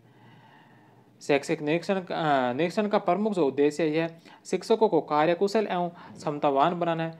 निरीक्षण के माध्यम से शिक्षकों की कमियों को दूर करते हुए उनमें समुचित गुणों का विकास करके अच्छे शिक्षक तैयार किए जाते हैं। इसके पश्चात इसके अंदर जो अगला है, इसमें अध्यापक को मार्गदर्शन देने का कार्य भी निरीक्षक का होता है। कोई भी मार्गदर्शक तब तक मार्गदर्शन नहीं दे सकता जब तक वह अपने अधीन व्यक्ति की क्षमताओं को नहीं पहचानता। इन क्षमताओं को व्यक्तिगत निरीक्षण से ही समझा जाता है। इसके अलावा निरीक्षण द्वारा उनके सीखने की स्थितियों का मूल्यांकन करना होता है। इसमें यह ज्ञात हो जाता है कि विद्यार्थी किन परिस्थितियों में अधिक सीखते हैं। इस आधार पर निरीक्षक के सुझाव पर पाठन विधियों में भी सुधार किया जाता है। निरीक्षण का कार्य शिक्षकों एवं विद्यार्थियों की समस्याओं का निदान करने, उनकी योग्यता का मूल्यांकन करने में सहायता देना है। निरीक्षण का कार्य शिक्षकों को पाठ्यक्रम निर्माण करने का ज्ञान प्रदान करना तथा पाठ्यक्रम निर्माण के मुख्य उद्देश्य से अवगत कराना है।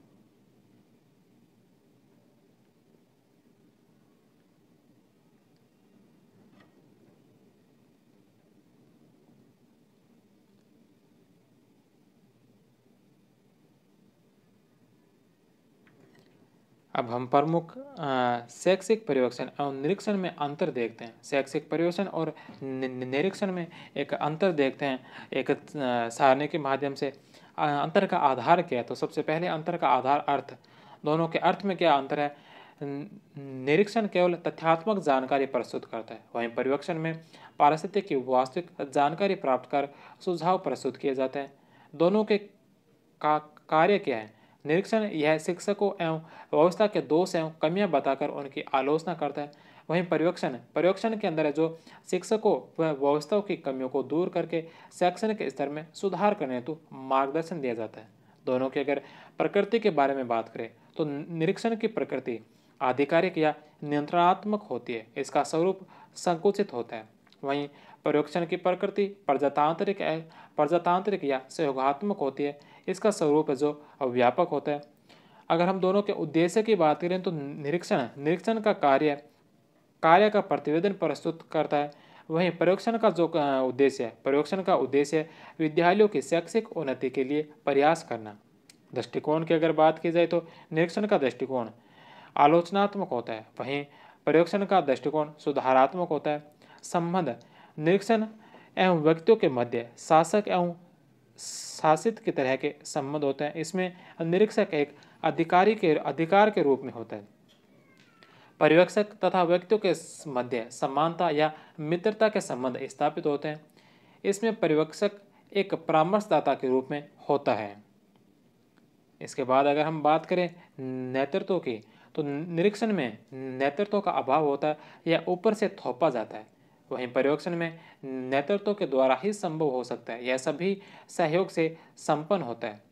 दोनों के अगर वातावरण की बात की जाए तो निरीक्षण भय युक्त वातावरण का निर्माण करता है, वहीं पर्यवेक्षण सहायता एवं भय मुक्त वातावरण में ही संभव हो सकता है। दोनों की भावना निरीक्षण का मूल्यांकन करना और पर्यवेक्षण की भावना होती है कुशल तकनीक की सेवा उपलब्ध करवाना। भूमिका की अगर बात की जाए तो निरीक्षण व्यक्तिनिष्ठ होता है। निरीक्षण जो व्यक्तिनिष्ठ होता है, जो निरीक्षक एवं शिक्षक के मध्य होता है, जिसमें निरीक्षक की भूमिका प्रभावी होती है। पर्यवेक्षण की भूमिका की अगर बात की जाए तो पर्यवेक्षण एक सामूहिक प्रयास है, जिसमें पर्यवेक्षक, शिक्षक, अभिभावक, शिक्षार्थी सभी सभी जो इसमें सम्मिलित होते हैं।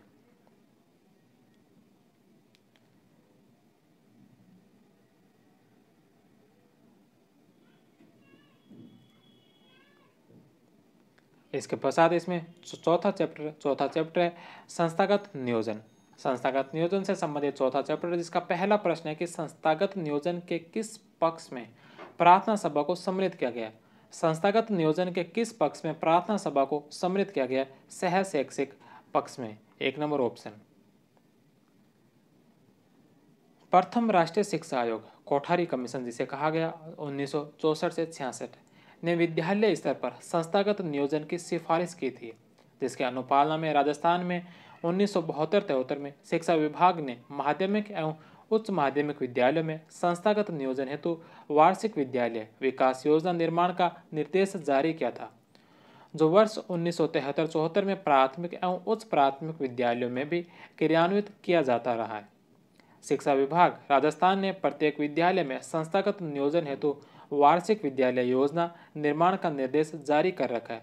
किसी भी विद्यालय नियोजन के 4 प्रमुख पक्ष होते हैं। 4 प्रमुख पक्ष कौन से? जिसमें सबसे पहला नंबर पर है शैक्षिक क्षेत्र, दूसरा नंबर पर है सह शैक्षिक क्षेत्र, तीसरा इसमें भौतिक क्षेत्र और चौथे के अंदर विविध क्षेत्र सम्मिलित होते हैं। तो हम सबसे पहले अगर देखें शैक्षिक क्षेत्र के बारे में, तो शैक्षिक सुधार कार्यक्रम हेतु बनाई गई योजना शैक्षिक क्षेत्र से संबंधित होती है। इसके अंतर्गत विद्यालय में शैक्षिक क्रियाकलापों में संख्यात्मक एवं गुणात्मक सुधार पर ध्यान दिया जाता है। शैक्षिक क्षेत्र में नियोजन के मुख्य विषय निम्नलिखित है। नियोजन के मुख्य विषय अध्यापक दैनंदिन संधारण, विषय समिति, तीसरा इसमें पाठ्यक्रम विभाजन, आदर्श पाठ का योजना, आदर्श पाठ का आयोजन, प्रभावी पर्यवेक्षण, कक्षा कार्य सुधार, गृह कार्य सुधार, भित्ति पत्रिका, वर्तनी सुधार, सामान्य ज्ञानवृद्धि, श्रुति लेख आदि। इसके अलावा निदानात्मक एवं उपचारात्मक शिक्षण सहायक सामग्री का प्रभावी आयोजन। इसके पश्चात इसका दूसरा जो क्षेत्र है वह है सह शैक्षिक क्षेत्र। पाठ्य सहगामी क्रियाकलापों में सुधार हेतु बनाई गई योजना सह शैक्षिक क्षेत्र के अंतर्गत आती है। सह शैक्षिक क्षेत्र से में योजना निर्माण के मुख्य विषय निम्नलिखित हैं, जिसमें संपूर्ण साक्षरता, बुक बैंक, बाल सभा का आयोजन, शारीरिक एवं योग शिक्षा, खेलकूद की नियमित व्यवस्था, अध्यापक अभिभावक संघ। इसके अलावा प्रार्थना सभा का प्रभावी आयोजन, पुस्तकालय एवं वाचनालय का प्रभावी उपयोग, सांस्कृतिक एवं साहित्यिक प्रवृत्तियाँ, समाजोपयोगी उत्पादक कार्य एवं समाज सेवा, शिक्षण उपकरणों का निर्माण, NSS, NCC, स्काउटिंग गाइडिंग एवं पर्वतारोहण इत्यादि जो इस सह शैक्षिक क्षेत्र के अंदर सम्मिलित होते हैं। इसके अलावा उत्सव एवं जयंतियों का प्रभावी आयोजन। इसके अलावा हम अगले क्षेत्र की बात की जाए, तीसरा क्षेत्र भौतिक क्षेत्र। विद्यालय भवन का विकास, खेल मैदानों का सुधार, विद्यालय वाटिका आदि कार्यक्रम भौतिक क्षेत्र के अंतर्गत आते हैं। भौतिक क्षेत्र में योजना निर्माण के मुख्य विषय हैं, जिसमें विद्यालय भवन का निर्माण, चारदीवारी का निर्माण, प्रसाधन सुविधा, वृक्षारोपण, खेल मैदान निर्माण, शुद्ध पेयजल व्यवस्था, फर्नीचर निर्माण, विद्यालय साज सज्जा, विद्यालय भवन की रंगाई पुताई, अंतर कक्षा स्वच्छता प्रतियोगिता इत्यादि। चौथा इसमें विविध क्षेत्र, जिसमें राष्ट्रीय महत्व के कार्यक्रम भी योजना में सम्मिलित किए जाए।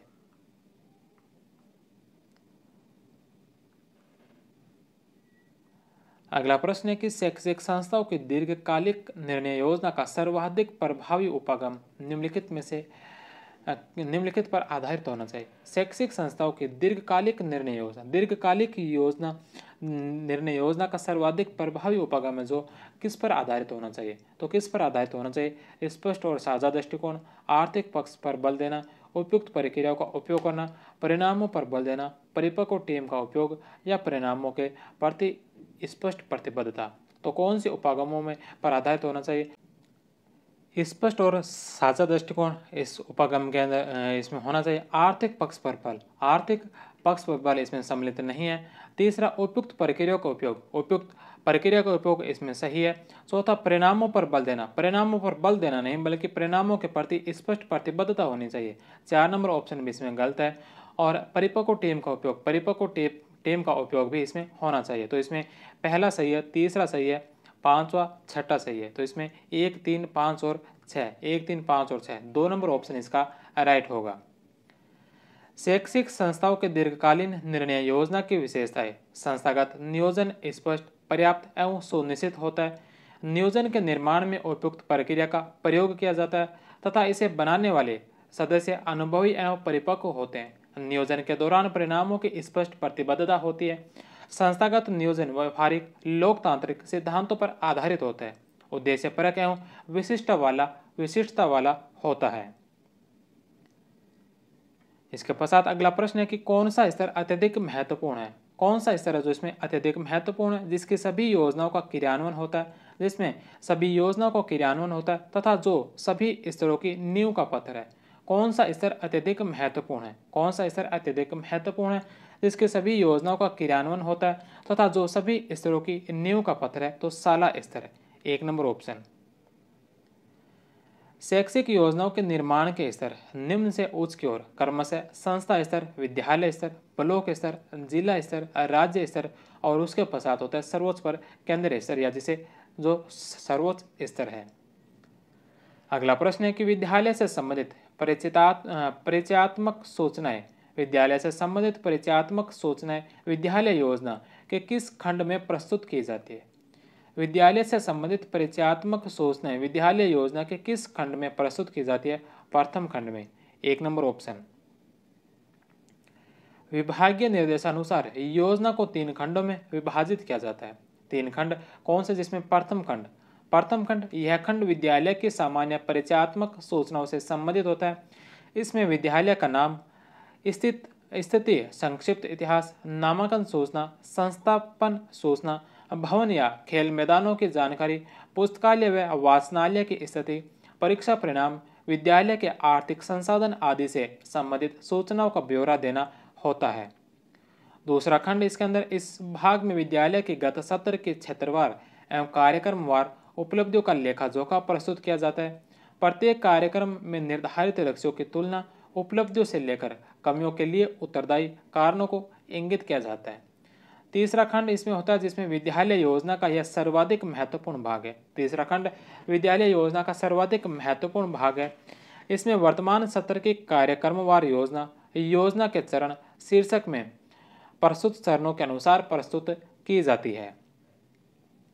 नेक्स्ट क्वेश्चन है कि संस्थागत नियोजन का प्रकार है। संस्थागत नियोजन का प्रकार अल्पकालिक नियोजन भी होता है और इसमें दीर्घकालिक नियोजन भी होता है। तो अल्पकालिक और दीर्घकालिक उपयुक्त दोनों, 3 नंबर ऑप्शन।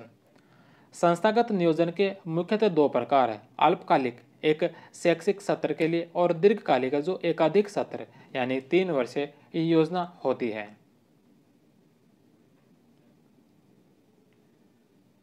नेक्स्ट क्वेश्चन है कि संस्थागत नियोजन हेतु सर्वप्रथम सोपान कौन सा है। संस्थागत नियोजन के हेतु सर्वप्रथम सोपान कौन सा है? तो सर्वप्रथम इसमें सोपान कौन सा है? तो इसमें जो सर्वप्रथम सोपान होता है वो होता है संस्थागत योजना की तैयारी। संस्थागत योजना की तैयारी होता है, उसके पश्चात साधनों का सर्वेक्षण होता है, उसके पश्चात योजना के प्रारूप की रचना होती है, फिर होता है योजना के प्रारूप पर विचार विमर्श। तो इसके अंदर जो दे रखा है, प्रधानाध्यापक द्वारा विद्यालयों का गुणात्मक विकास हेतु कार्यों की रूपरेखा बनाना। कार्यों की रूपरेखा बनाना, कार्यों की रूपरेखा बनाना जो इस ऑप्शन के अकॉर्डिंग 2 नंबर ऑप्शन है जो इसका राइट आंसर होगा।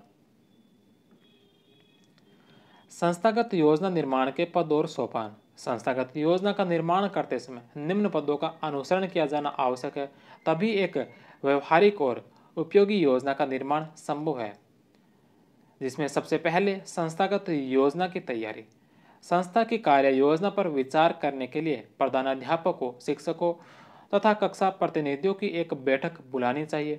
साधनों का सर्वेक्षण। संस्थागत योजना बनाने से पूर्व यह पता करना आवश्यक है कि संस्था के पास कौन कौन से साधन हैं और साधन कहाँ कहाँ से उपलब्ध हो सकते हैं। योजना के प्रारूप की रचना। योजना के प्रारूप पर विचार विमर्श। संस्थागत उसके पश्चात आता है संस्थागत योजना का क्रियान्वयन। संस्थागत योजना के क्रियान्वयन जिसमें अंतिम रूप तैयार होने पर प्रधानाध्यापक के नेतृत्व में योजना का क्रियान्वयन प्रारंभ किया जाता है। प्रधानाध्यापक के नेतृत्व में योजना का जो क्रियान्वयन प्रारंभ किया जाता है और सबसे अंत में होता है संस्थागत योजना का मूल्यांकन। योजना का मूल्यांकन इसका अंतिम चरण है। अंतिम मूल्यांकन योजना के पूर्ण होने पर योजना की सफलता निर्धारित करने के लिए किया जाता है। नेक्स्ट क्वेश्चन है कि एक शैक्षिक संस्थान द्वारा अपने अनुभव में आई आवश्यकताओं, एक शैक्षिक संस्थान के द्वारा अपने अनुभव में आई आवश्यकताओं, प्राप्त अथवा प्राप्त हो सकने वाले साधनों के आधार पर निर्मित अपने विकास के लिए बनाया गया कार्यक्रम उस संस्थान की संस्थागत योजना कहलाती है। यह दीर्घकालीन अथवा अल्पकालीन हो सकती है। यह विद्यालय एवं समाज के सभी साधनों के चरम उपयोग पर आधारित होती है। यह परिभाषा किसके द्वारा दी गई? तो यह परिभाषा किसके द्वारा दी गई? Doctor M.B. बुच के द्वारा। 3 नंबर ऑप्शन। डॉक्टर बुच का विचार है। डॉक्टर बुच का विचार है कि यह अत्यंत लाभप्रद योजना है और इसके द्वारा देश के लाखों शिक्षकों को शिक्षा की सामान्य योजना तथा विशेषतः सुधारात्मक योजना की ओर तत्पर किया जाता है। नेक्स्ट क्वेश्चन है कि अच्छी संस्थागत योजना की विशेषता है। अच्छी संस्थागत योजना की विशेषता कौन सी है? अच्छी संस्थागत योजना की विशेषता लक्ष्य निर्देशन, प्रजातंत्रात्मक स्वरूप और आवश्यकता आधारित। तो तीनों ही है जो अच्छी संस्थागत योजना की विशेषता है। 4 नंबर ऑप्शन।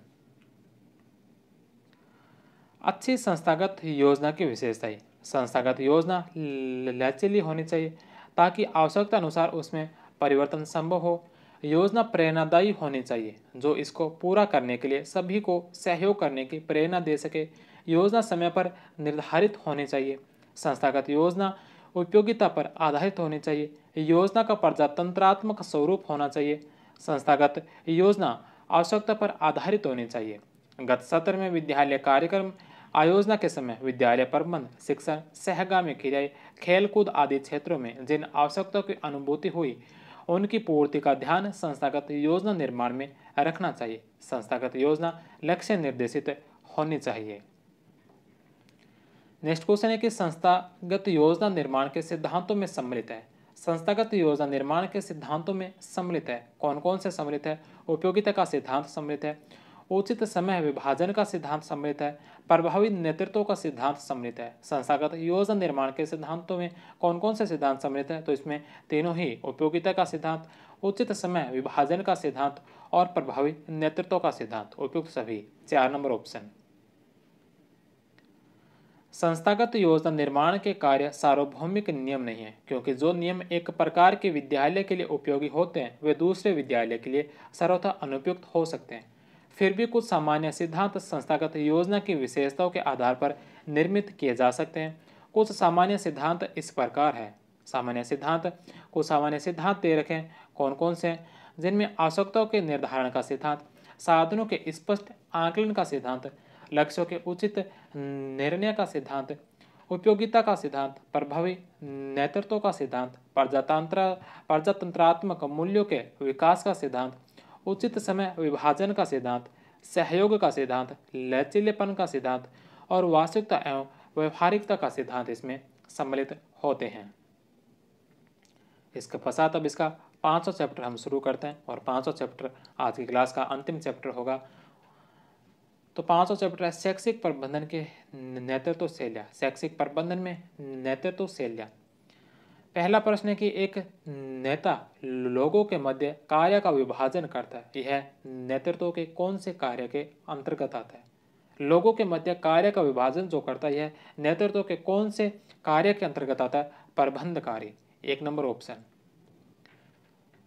अगला प्रश्न है कि नेतृत्व का अर्थ व्यक्तियों के व्यवहार के गुण से, नेतृत्व का अर्थ व्यक्तियों के व्यवहार के गुण से, जहां वे किसी संगठित प्रयास में लोगों को उनकी गतिविधियों में मार्गदर्शित करते हैं।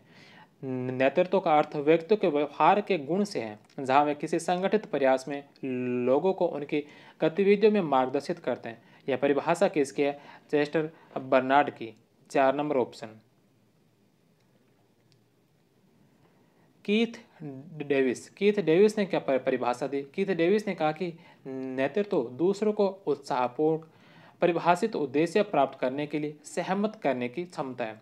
कोर्ट वह ओ डोनेल ने क्या परिभाषा दी? इन्होंने कहा कि नेतृत्व लोगों को एक समान उद्देश्य की प्राप्ति में सहयोग करने के लिए सहमत करने की गतिविधि है। टेरी ने कहा कि लोगों को ऐच्छिक रूप से परस्पर उद्देश्यों की पूर्ति के लिए संघर्ष हेतु लोगों को प्रभावित करने की गतिविधि है। सेकलर हडसन ने कहा कि बड़े संगठनों में नेतृत्व को उद्यम के उद्देश्यों को प्राप्त करने के लिए एक साझा प्रयास में साथ काम करने के लिए लोगों को प्रभावित एवं ऊर्जास्वित करने के काम के रूप में परिभाषित किया जाता है।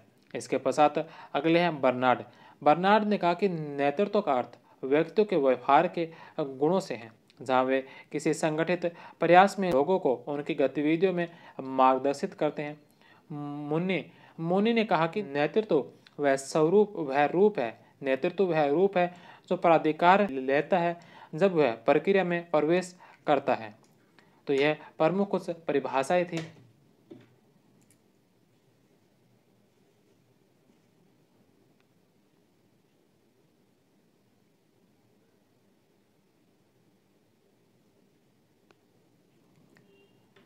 इसके पश्चात अगला प्रश्न है कि निम्नलिखित में से कौन से प्रजातांत्रिक नेतृत्व की विशेषता नहीं है?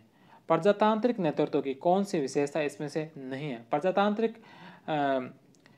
कौन सी विशेषता नहीं है प्रजातांत्रिक की? तो यह परोपकारी उद्देश्य तथा बिना किसी पुरस्कार की लालसा से शासित होता है। यह परोपकारी उद्देश्य होना चाहिए और बिना किसी पुरस्कार की लालसा से शासित होता है, तो यह सही है। अन्य व्यक्तियों का कल्याण इसका मुख्य लक्ष्य, अन्य व्यक्तियों का कल्याण जो इसका मुख्य लक्ष्य होता है, तो दूसरा ऑप्शन भी इसका सही होगा। तीसरा ऑप्शन है कि प्रजातांत्रिक नेता समूह के उस्ताद के रूप में सेवा देते हैं, न कि कर्ता के रूप में। तो 3 नंबर ऑप्शन इसके अंदर गलत होगा। प्रजातांत्रिक नेता समूह के उस्ताद के रूप में सेवा नहीं देते। समूह के उस्ताद के रूप में सेवा प्रजातांत्रिक नेतृत्व की जो विशेषता नहीं है। प्रजातांत्रिक नेता अप्रत्यक्ष सलाह एवं स्वयं उदाहरण प्रस्तुत कर निर्णयों को निष्पादित कर कार्य को सुनिश्चित करते हैं। तो 4 नंबर ऑप्शन भी इसमें सही होगा। 3 नंबर ऑप्शन है जो इसका गलत होगा।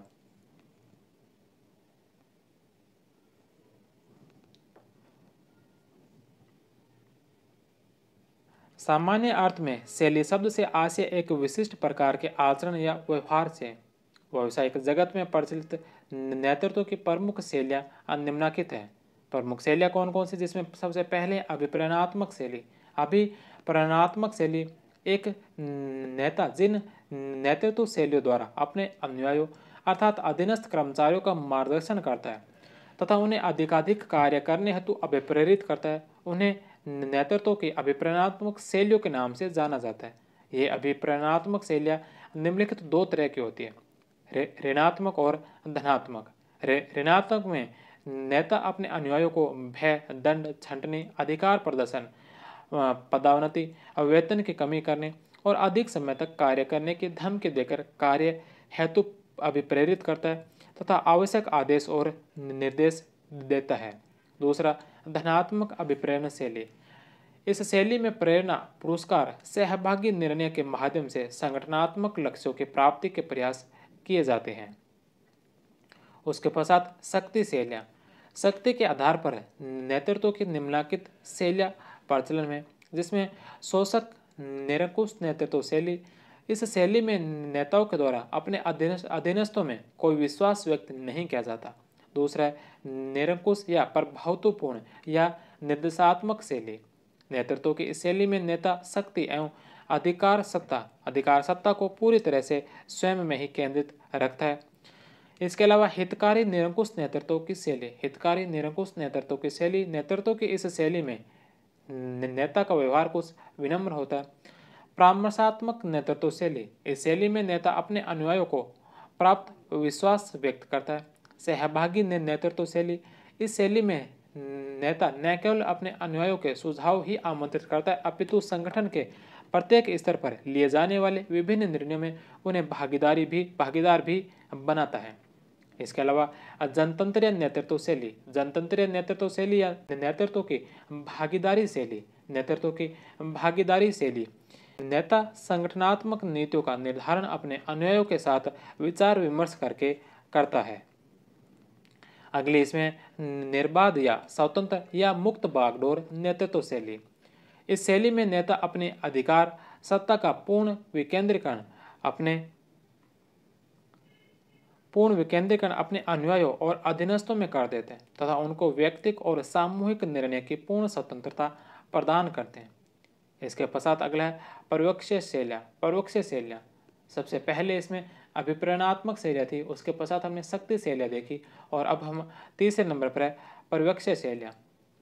पर्यवेक्षी शैलियाँ भी निम्नलिखित दो प्रकार की होती है, कर्मचारी प्रधान तथा उत्पादन प्रधान। कर्मचारी प्रधान शैली। इस शैली में नेता अपने अधीनस्थों और अनुयायियों को सबके अधीन महत्व देता है, सबसे अधिक महत्व देता है। उत्पादन प्रधान शैली। इस शैली में नेता उत्पादन वृद्धि की ओर अपना ध्यान केंद्रित करता है। इस शैली में कर्मचारियों पर ध्यान नहीं दिया जाता। नेक्स्ट क्वेश्चन है कि नेतृत्व शैली को प्रभावित करने वाले सही कारक कौन कौन से हैं। नेतृत्व शैली को प्रभावित करने वाले कौन कौन से कारक हैं।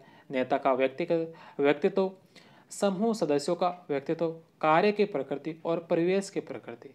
नेता का व्यक्तित्व कैसा है, समूह सदस्यों का व्यक्तित्व कैसा है, कार्य की प्रकृति कैसी है और परिवेश की प्रकृति कैसी है, ये सभी है जो नेतृत्व शैली को प्रभावित करने वाले कारक है। 3 नंबर ऑप्शन।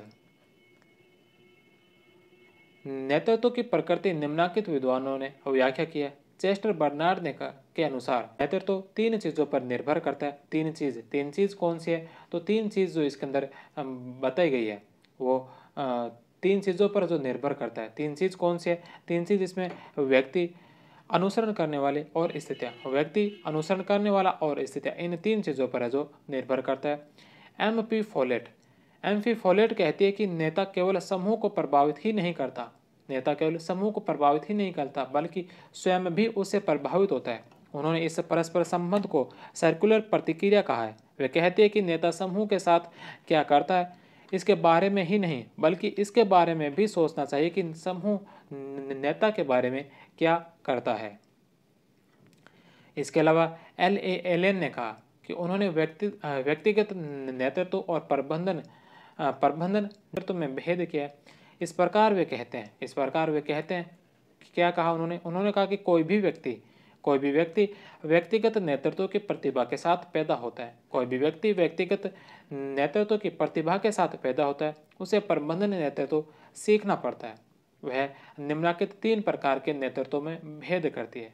पद का नेतृत्व, नेता औपचारिक प्राधिकार के किसी पद पर होता है। व्यक्तिगत नेतृत्व यानी नेता के पास शक्तिशाली होने का व्यक्तिगत गुण है। और कार्य का नेतृत्व यानी नेता के पास पद भी है और व्यक्तित्व भी है।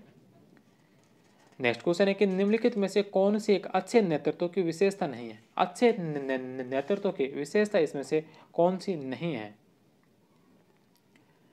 सबसे पहले कि वह लक्ष्यों के निर्धारण एवं प्राप्ति में संबंधित है। वह लक्ष्यों के निर्धारण एवं प्राप्ति से संबंधित है।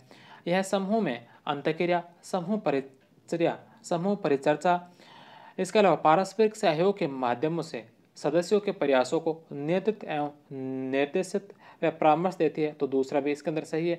तीसरा, यह उच्च प्रयत्नकारी व उच्च नियंत्रणकारी होती है। उच्च नियंत्रणकारी नहीं होती, सहयोग की भावना होती है। 3 नंबर ऑप्शन इसका गलत होगा। यह साधारण समस्या में उत्पन्न परिस्थिति में क्रियाशील होती है। यह शून्यता में कार्य नहीं करती। साधारण समस्या में उत्पन्न परिस्थिति में क्रियाशील होती है, शून्यता में कार्य नहीं करती। 4 नंबर ऑप्शन भी इसका सही होगा। 3 नंबर इसका गलत है। नेक्स्ट क्वेश्चन है कि निम्नलिखित में से कौन विद्यालय नेतृत्व विशेषताओं में शामिल है। विद्यालय नेतृत्व विशेषताओं में कौन कौन से सम्मिलित है। सबसे पहला, कार्य का निर्धारण, कार्य का विभाजन, आचरण एवं व्यवहार को प्रभावित करना और सामूहिक शैक्षिक लक्ष्यों का निर्धारण करना। कार्य का निर्धारण, कार्य का विभाजन, आचरण एवं व्यवहार को प्रभावित करना और सामूहिक शैक्षिक लक्ष्यों का निर्धारण। चारों ही ऑप्शन इसके अंदर सही होंगे। 4 नंबर ऑप्शन। विद्यालय नेतृत्व से आशय विद्यालय के विभिन्न लक्ष्यों की प्राप्ति के लिए विद्यालय के मुख्य घटकों के मध्य नेतृत्व की योग्यता का समावेश करना है। नेतृत्व किसी व्यक्ति का वह गुण अथवा योग्यता है जिसके कारण व्यक्ति की क्षमता अथवा स्थिति का आकलन होता है। विद्यालय में प्राचार्य शैक्षिक नेता होता है जिसके सफल निर्देशन में शैक्षिक लक्ष्यों की प्राप्ति सुनिश्चित होती है। विद्यालय नेतृत्व की विभिन्न विशेषताओं को निम्न प्रकार से समझा जा सकता है। विद्यालय नेतृत्व जिसमें कार्य का निर्धारण, अनुयायियों को एकत्रित करना, कार्य का विभाजन, आचरण एवं व्यवहार को प्रभावित करना और सामूहिक शैक्षिक लक्ष्य है। नेक्स्ट क्वेश्चन है कि नेतृत्व का आकस्मिक प्रतिरूप किसने प्रतिपादित किया। आकस्मिक प्रतिरूप किसके द्वारा प्रतिपादित किया गया। फ्रेड फीडलर के द्वारा। 2 नंबर ऑप्शन। नेतृत्व की आकस्मिकता सिद्धांत का प्रतिपादन फीडलर ने किया। अति प्रति अनुकूलन अथवा अति अनुकूलन दशाओं में मानव संबंध अधिमुख नेता अधिक प्रभावशाली होता है। नेक्स्ट क्वेश्चन है कि नीचे 4 विचारधाराएं दी गई है। नीचे 4 विचारधाराएं दी गई है। 4 विचारधाराएं कौन सी है। लक्षण उपागम, अभिवृत्ति उपागम, व्यवहार उपागम और स्थिति उपागम। लक्ष्य उपागम, अभिवृत्ति उपागम, व्यवहार उपागम और स्थिति उपागम।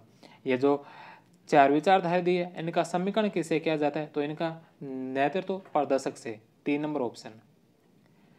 नेतृत्व से संबंधित 4 विचारधाराएं दी गई है जो इस प्रकार है। लक्षण उपागम, दृष्टिकोण उपागम, व्यवहार उपागम और स्थिति उपागम। नेक्स्ट क्वेश्चन है कि नेतृत्व प्रबंधन का एक नियंत्रक कार्य है। नेतृत्व जो प्रबंधन का एक नियंत्रक कार्य है, यह किसका कथन है। टेरी का। 4 नंबर ऑप्शन। नेक्स्ट क्वेश्चन है कि प्रोफेसर एलन के अनुसार व्यक्तिगत नेतृत्व तथा निम्नलिखित में से किसके बीच अंतर होता है। प्रोफेसर एलन के अनुसार व्यक्तिगत नेतृत्व और किसके बीच अंतर होता है। प्रबंध नेतृत्व। 2 नंबर ऑप्शन। एक व्यक्ति व्यक्तिगत नेतृत्व की क्षमता अथवा प्रतिभा जन्मजात रूप में पाता है, जबकि इसके विपरीत प्रबंध के नेतृत्व को सीखना पड़ता है। उपयुक्त विचार एलन ने अपनी पुस्तक मैनेजमेंट एंड ऑर्गेनाइजेशन में प्रस्तुत की है। नेक्स्ट क्वेश्चन है कि कौन सी विचारधारा प्रजातांत्रिक नेतृत्व शैली से संबंधित है। प्रजातांत्रिक नेतृत्व शैली से संबंधित कौन सी विचारधारा है। विचारधारा एक्स। 1 number option. मैकग्रेगर का सिद्धांत लोकतांत्रिक मूल्यों पर आधारित है। यह अभिप्रायण की आधुनिक विचारधारा है जिसका संपादन एक्स सिद्धांत की दुर्बलता व दोषों के विचारणार्थ किया गया है। वाई सिद्धांत का उद्देश्य व्यक्तिगत लक्ष्यों एवं संगठन के लक्ष्यों में समन्वय स्थापित करना है ताकि प्रत्येक कर्मचारी अपने काम को ही प्रमुख महत्व दे। यह एक सीमित लोकतंत्र जैसा है। तो यह थे आज के 5 चैप्टर। इसके पश्चात मैनेजमेंट का जो दूसरा पार्ट है राजस्थान में शैक्षिक परिदृश्य, इसके जो चैप्टर है उनको हम कल की क्लास में करेंगे। तो मिलते हैं हम कल की क्लास में इसी शैक्षिक मैनेजमेंट को, शैक्षिक प्रबंधन को आगे बढ़ाते हुए। तो तब तक आप सभी का बहुत बहुत धन्यवाद। जय हिंद, वंदे मातरम।